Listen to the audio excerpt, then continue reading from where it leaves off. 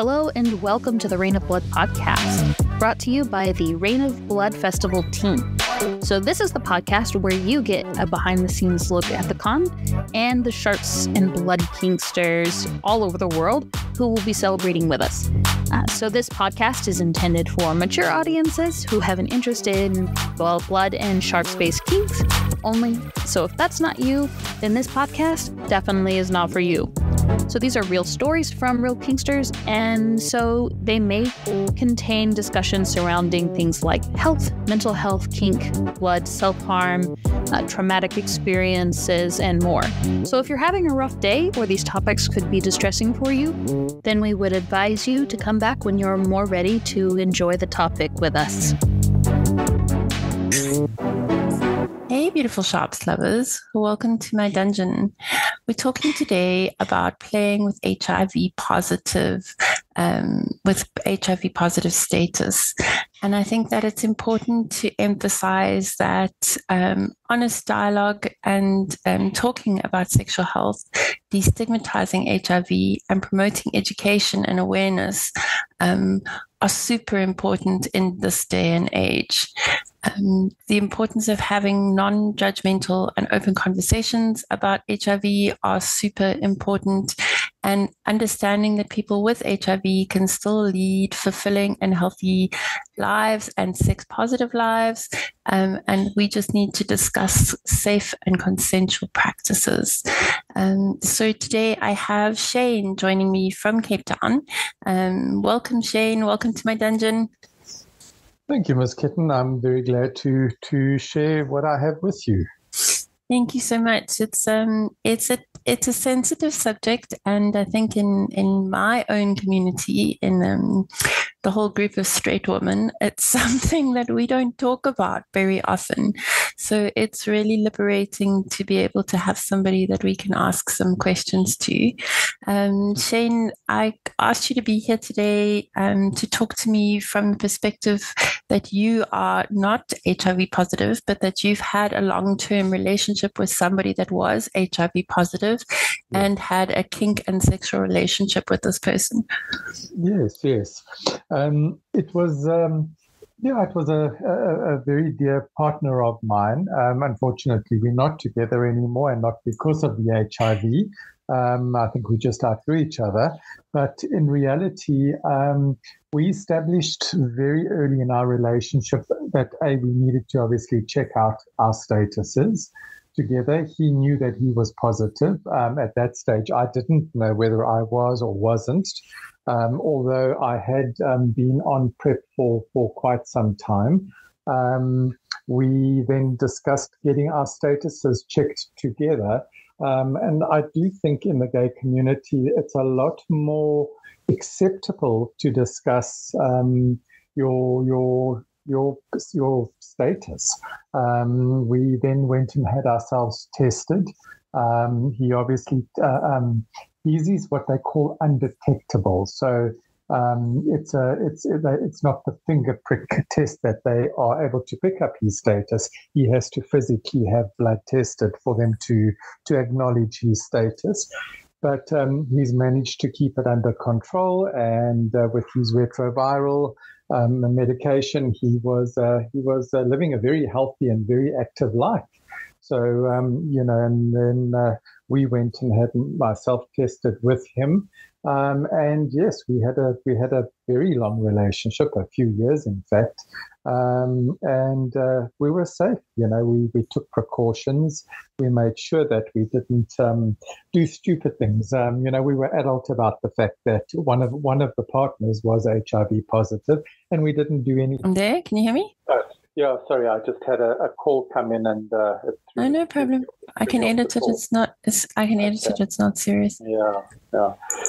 And you mentioned something in that first statement that you made, saying that he had non-detectable HIV. So I just want to clarify that for with you, and from my understanding, and clarify it for our listeners as well, that a non-detectable status means that a person who's living with HIV has such a low level of virus in their body that it cannot be detected by standard tests. So the standard test you mentioned is the finger prick test.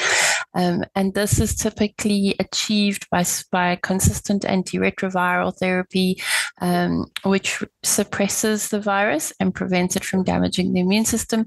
And it's important to note that while a non-detectable status reduces the risk of HIV transmission to near zero, it doesn't mean the person is cured of AIDS, and that continuous monitoring and adherence to medications are necessary to maintain that status. So I think you covered that a bit, saying that, he was on treatment, he was looking after himself, he was practicing all the good self-care routines that went with managing the virus.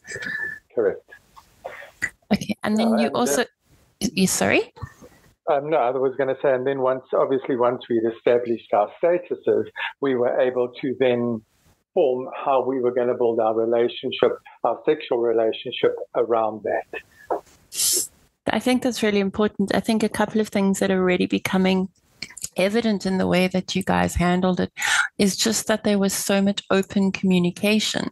The communication of him sharing openly with you, you being open to hear his share, which I think is really what I think most of us in the straight community are so terrified of. We're not sure how to react or what is appropriate or where we go with the information that we've got, and then to get together going to get tested. I really like that. That really stuck out for me, and that you guys, shared the experience and that you looked after each other. Very much so, yes. The support system was there for both of us. And you're right in what you're saying. The resources are not necessarily as available to straight or heterosexual people, especially heterosexual women, as it is, for example, in the gay fraternity. So, you can go onto the internet and there can be thousands of articles focused on the gay community with HIV, with AIDS, with any kind of STI, affirmation, and you can read hordes of information about it, whereas in the hetero community there isn't that much available. So it does make it a little bit daunting when you go when a straight lady goes on and tries to find information about it, and there's hardly anything available to her.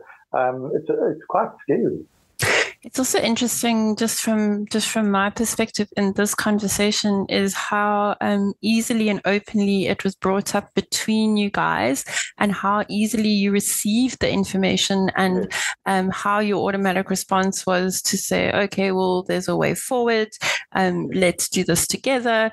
I think that there's a certain skill that's lacking in the communication, even in my friendship circle, to talk about STIs and things like HIV and what would happen if we got it and how we would deal with it. And I'm not sure my own relationship would have such open communication about it. It's definitely something to make a note of. I do think that the gay community talks about it a lot more openly. It's almost sort of part of the gay battle that has been and is being fought. Where HIV has always been labelled as a gay disease, it's very much more spoken about in the gay community. It's not, there obviously is a stigma attached to it, but not anywhere nearly as it would be in the straight community. So, the fact that I can discuss HIV with friends, with my partner, I think it's just a lot easier because it's always been part of who our community is. And, yes, I think it's. I don't believe for 1 minute that my relationship with my partner was exclusive in terms of that. I think a lot of people going into a relationship do discuss it, do go and have their tests, and it is a big thing to have your tests done together. I think it's a sign in the gay community. It's very much a sign of respect, going to have your STIs and your HIV tests and everything together. It's I don't know. It's a pact, I suppose.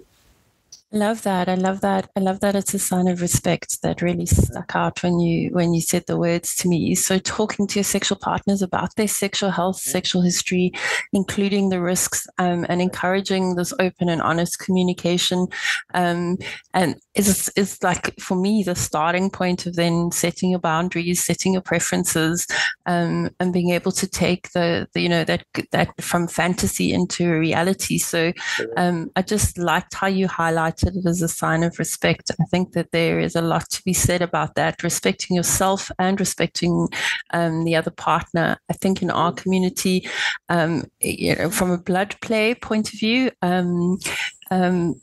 for me, it's really important for me to give my partner all the information so that they can consent. And sexual health is a part of that consent. The idea of having a blood pathogen and sharing that information with my partner is super important.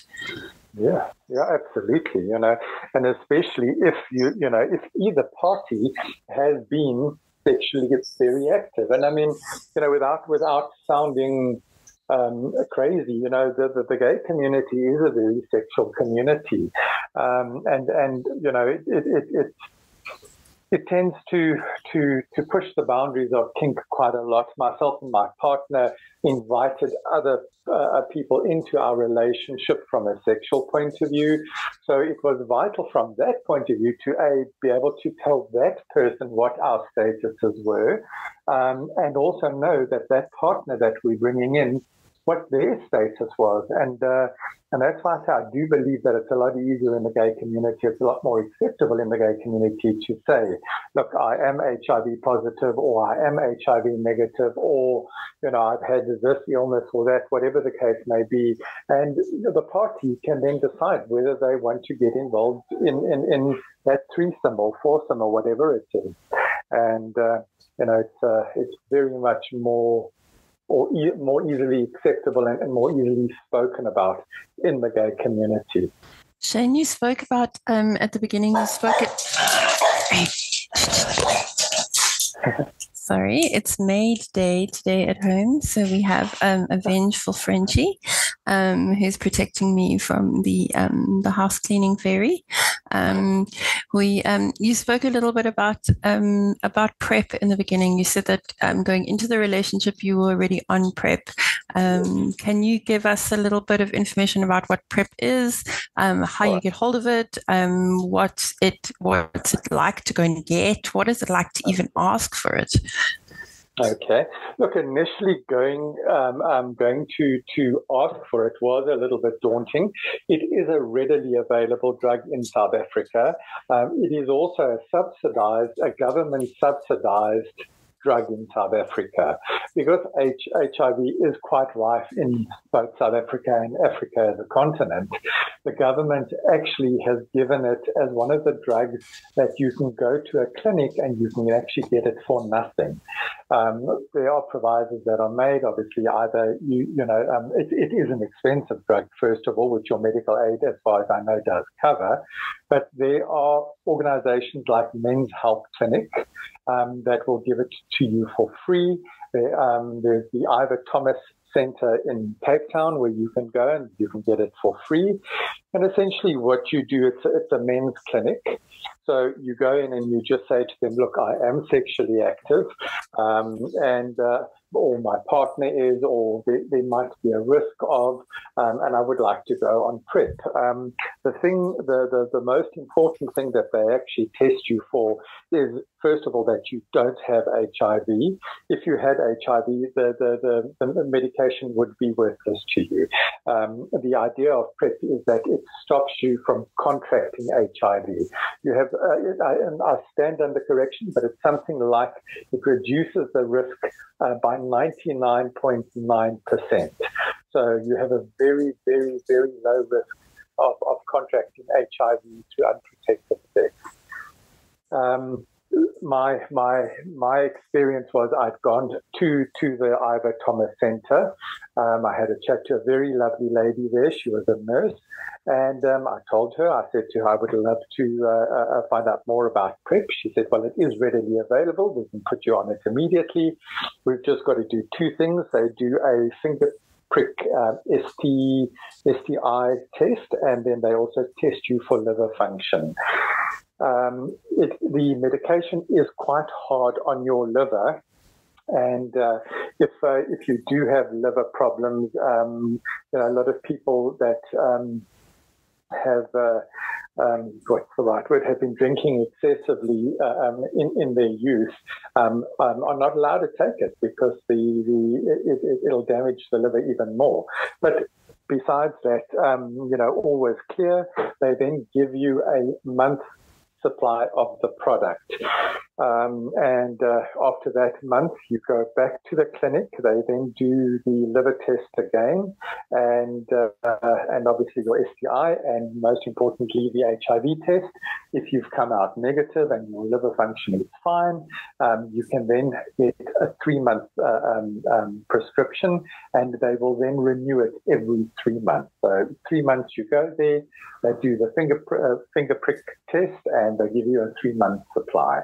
And it doesn't cost you anything. So, if you are sexually active and you are able to go to the Albert Thomas Centre, it's quite close to the Somerset Hospital.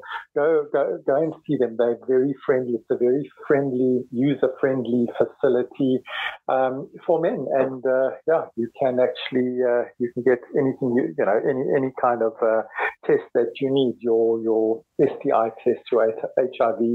They've got doctors on call, and it's a wonderful facility to go to. Super. I'll drop the link for the Ivan Tums in the show notes as well. So if anybody that is male presenting or was born male, I don't think females can use that clinic. I think it's a male only clinic. Yes, yeah. Just to cover quickly, that PrEP is a prescription medication, so it needs to be prescribed by a doctor. It's used to reduce the risk of HIV infection. It's actually 2 retrovirals that are combined, and it's taken daily as a preventative measure. It's only effective in preventing HIV. It doesn't protect against any other sexually transmitted infections or reduce the risk of pregnancy, and it's really important that you, if you're using it, that you're consulting a healthcare professional, and like Shane said, that you are having your liver tested and that you're checking your bodily functions. Did you, Shane, have any side effects from taking the PrEP? Look, I think with any hardcore medication, there's side effects. Mine, I was very lucky. I had a very mild headache for the first few days, and it just was this lingering hangover headache in the back of my head for a few days, and then it was gone. And then I also had mild diarrhea for the first probably 4 days, and then my body accepted it. And after that, I had no side effect whatsoever. I'm lucky. There are people that have very bad reaction to it in terms of nausea and just. You just feel really shitty when you take it. But, it's still, your body does actually get used to having it in there after a couple of days. And those side effects generally diminish. So you spoke a bit about, knowing the stages, communicating this, and then having a plan forward about how you're going to practice sexual interactions and safe sex. Can you chat to me a little bit about what sort of precautions became more important? I just want to also highlight here that, you're not going to contract AIDS by sharing a bathroom, by sharing food, by that it is only swapping of fluids, and that it's not something that normal relationships that the relationship could happen normally, and you guys could have intense intimacy. It doesn't have to stop the intimacy at all. So people with HIV can be treated completely normally. I think there's a big stigma attached to that. So maybe if you could just share with us how the collaboration went for actual sexual contact. Okay, so our first discussion we had was naturally we couldn't do what they call bareback, in other words, not using a condom. So our sexual play became condom-based always. When you're new in a relationship, generally you do start off with a condom, and your partner, even if you do know their status, condom is generally the acceptable product to use. We unfortunately were in a situation where a condom would be a part of our play for as long as we were involved. So, we weren't one of the couples that was able to do away with it because we were, tied to each other. Bonded. We were fluid bonded, and we knew we had to use a condom always. We also made sure that if I, for example, had a toothache, there was a risk that there could be a sore. So I would be very hesitant to, for example, give him a blowjob. So, and not hesitant, he would, I would just say to him, listen, I can't give you a blowjob today. I might have a sore in my mouth. We were also very aware of the fact that, he wouldn't be able to, for example, come on me if I had a sore somewhere where the cum would land. Even if it was on my hand, for example. We just knew that we had to play it safe and play safe to be safe, I suppose. And, I like that. Yeah. And we were very chilled with it and very open, and it was never ever was it, there is a word for it, disaffection, because I didn't want to have sex with you tonight. There would be a reason for it, and I would say, I might have a sore in my mouth, I've got a toothache, and there was never an issue about it. So we really treated the illness as part of our relationship. It was part of our relationship, and but it was a communication that had to take place. So it was part of our relationship. So I love that. What I hear when you're talking is the practice of self-care, prioritizing your self-awareness and the knowledge of what's going on with you in that moment on that day. And I think that's there's a lot to take home from that, not just in a relationship that includes a positive status. I think anybody in any relationship, just sharing that self-awareness with the other partner can lead to a huge amount more intimacy. I also want to just relate this back to blood play and to what we do here. The risk of contracting HIV through a needle stick is so much lower than other bloodborne pathogens. It's estimated, I think, to be around 0.3, so 1 in 1,000 contract HIV through a needle stick. The virus itself doesn't withstand living outside the body. It obviously depends on the amount of HIV infected blood present on the needle and the depth of the injury, as well as other factors. And it is always important to seek medical advice and attention and follow up post-exposure protocols. But it's not this overwhelming factor that you can't deal with, that there is definitely a solution and a way around the problem if you are communicating and if you're talking about it and if you're able to share this information beforehand. And I think that's quite admirable.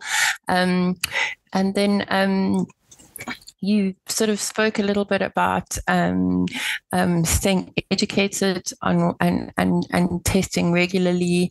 That obviously became part of your relationship and something that you just did, or? Yes.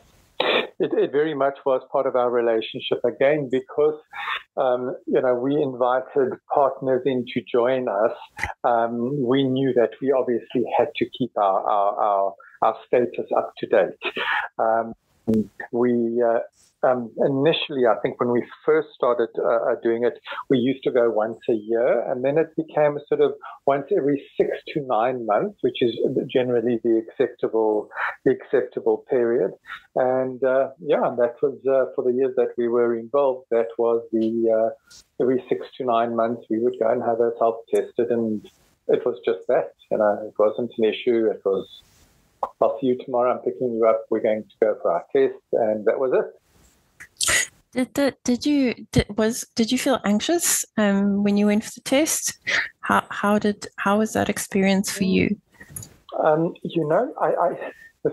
say it initially, yes, it was. I think you're always a little bit nervous because you have other partners in your play group.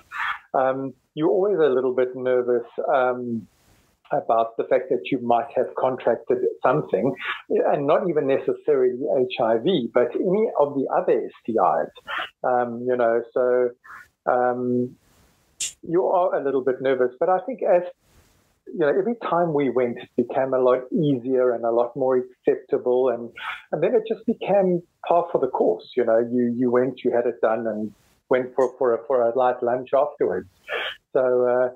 Initially, I think you are a lot more stressed, but also knowing our status and being aware of how we play and how we play with others. I think we took care of it that way, and we weren't stupid about the fact that we were going to do bareback sex or just, I don't know, silly things that you shouldn't do when there is a danger potential. Yeah, my first HIV test, and it was quite a vanilla setting. It was done when I joined a company, and I needed to get onto a new medical aid. And I don't think I'll ever forget, I was quite young and quite naive at the time, and sexual health is, sex education is literally at school, like, do not fall pregnant. It's the end all and be all sin of creation. A sex out of marriage is going to ruin your life. So, knowing that I obviously had sex out of wedlock and now had to go to a geriatric doctor and have this test done, and then they wouldn't give me the test results over the phone. So I had the test. I panicked for like 48 hours in complete mass panic that only I can manufacture. And then the secretary phoned me back to say to me that would I please come in to get my results from the doctor. And, it was absolutely, I just remember being absolutely terrified. Like, it really was something. And then I arrived and he just said he's not allowed to give me the test results over the phone. I think that was probably 20 years ago. Yeah, I know it was fine, but the amount of anxiety that I went through in that 24-hour period.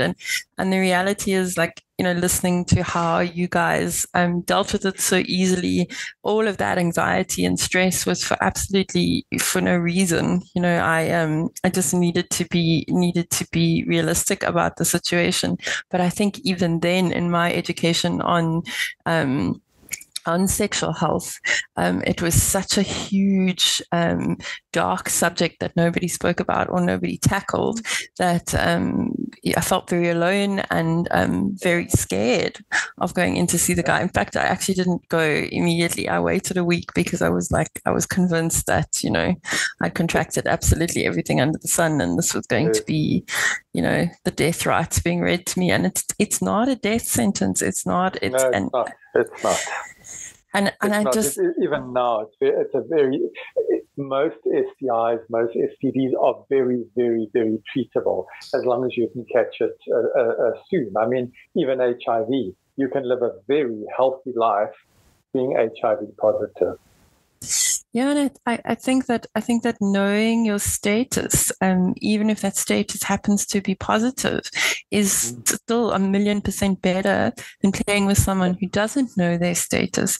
Just from the fact that knowing your status means that you are self-aware, that you have respect for yourself and for your partner that you're playing with, and that you're bringing information to the table so everybody is consenting to the same thing. And that, for me, so playing with someone who has acknowledged acknowledge that they've been tested and are positive is 1,000,000% safer for me than playing with someone who has not been tested and has no idea. And it's just from a respect point of view, it's starting to become quite clear in my head what sort of players I want in my future. And I want the players that respect themselves, because I know my status and I'm clear about my status, and I'm comprehensive about getting it updated. Yeah, and I want that back, and it definitely is used it right in the beginning, and so it was a form of self-respect and respect for your partner, and I like that. That stuck with me quite deeply on this conversation. But yeah, it's not as horrific as a lot of people think it is. I mean, like you said, all these dark thoughts go through your mind, and you think, well, I've contracted this, and I might have that. And I do believe your sort of initial 1, 2, or maybe even 3 times that you do go and have it done, it is daunting. It is scary, because it's human instinct that you fear the worst. And when the results come back and they're all clear, and your adulting has paid off, and you've been respectful of your body and of practicing safe sex, every time you go, it becomes a lot easier and a lot less of an issue. So yeah, I just think everybody should go and have it done, and we live in a world where these things can happen, and it's not as scary as a lot of people imagine it to be. Not as scary, and it's not as scary, and I also. Oh, sorry, I'm going to interrupt you, Shane, but it's not as scary. And the other thing I want to say is it's a lot more frigging common than you want to believe. And being heterosexual doesn't remove you from the chance of catching an STI. I think that there's this idea that in some people's heads that, there's a difference in being gay or heterosexual. There certainly isn't.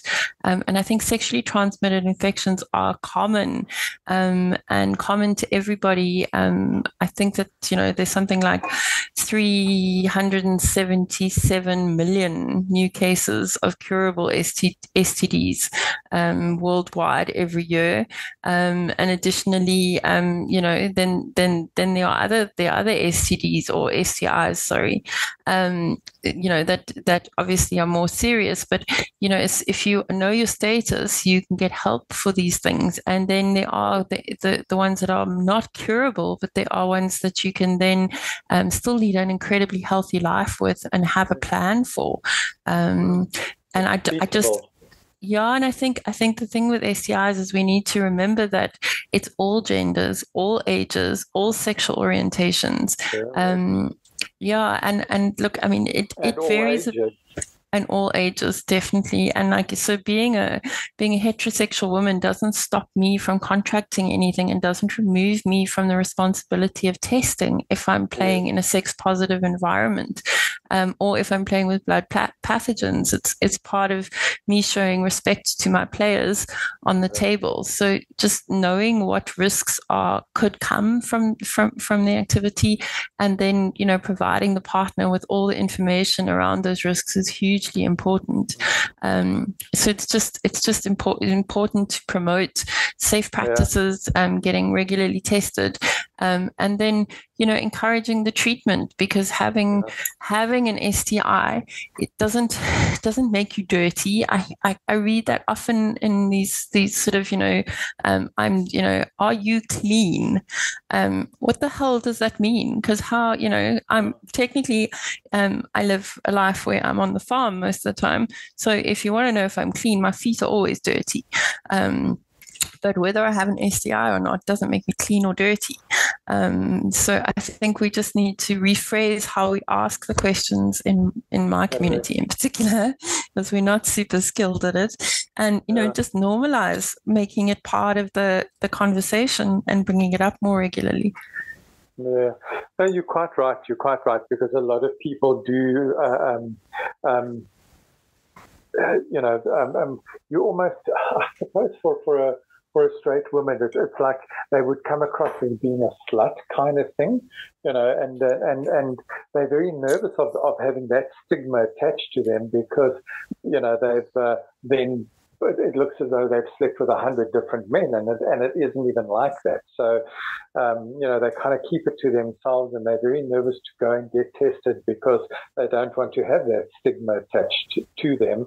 And my point of view is just rather go and have it tested out because if you can catch it, anything, I'm not talking specifically about HIV, but there are many other STIs out there that are curable or fixable, and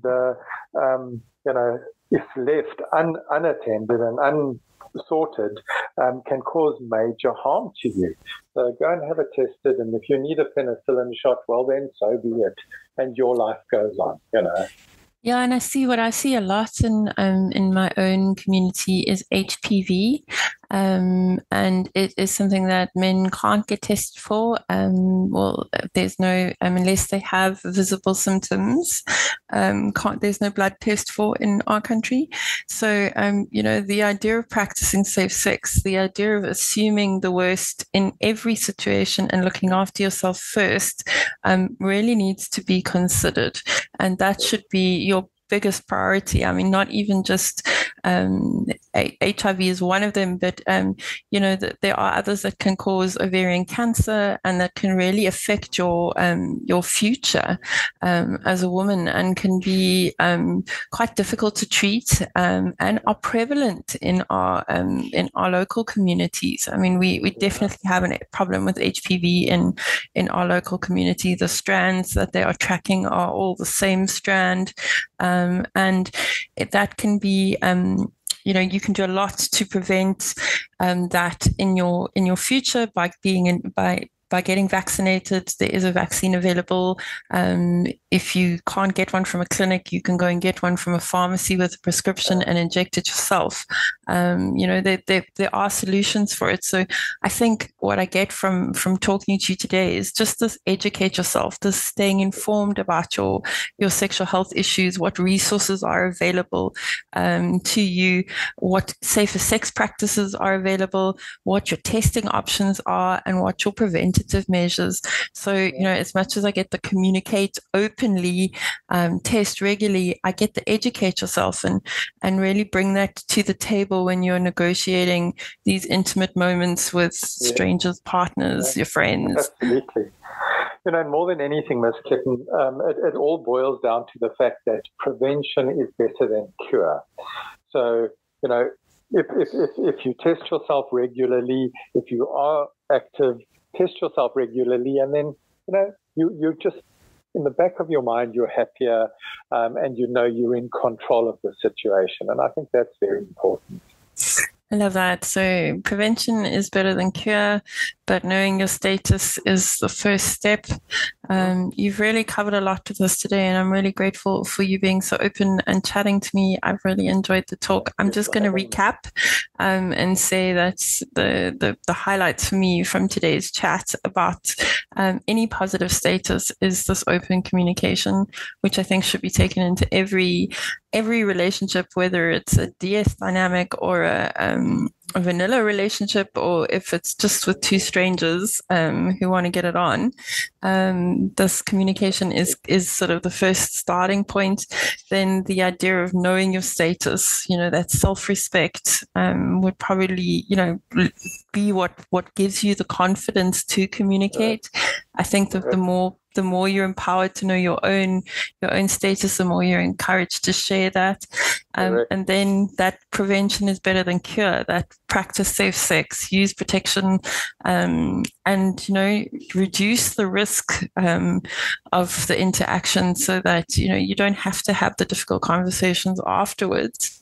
And then what I took from what you said to me that really stuck out was that self-awareness, and the self-awareness came through in a couple of ways today. It came through when you spoke about your partner having gone through the treatment for HIV and having an almost undetectable status. I'm not sure I got that word right this time, but but you know that he was practicing self-care. He was treating him.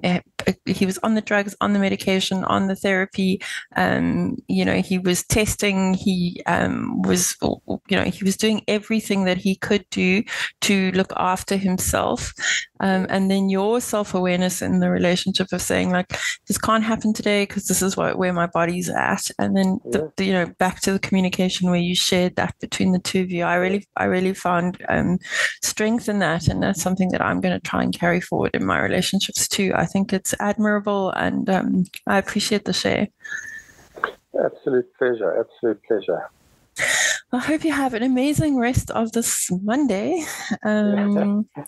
And just before I close off, for my podcast listeners, guys, we are 11 days and counting to Rain of Blood. There's still tickets available. We have a bucket list of presenters who are presenting some of the most amazing stuff. I've seen some really exciting posts about stuff that's coming up on the festival for some of the classes that are currently being recorded for the festival. So that's very exciting. And tonight we have our live panel. We'll be talking to the tops. We speak to the bottoms tomorrow night. So come and hang out with us, support our tops and our bottoms in this community, and just show some love for the amazing humans that make up the Sharps community and that are sharing information with you. Our on-demand resources are open. There are over 30 videos and some meditations available.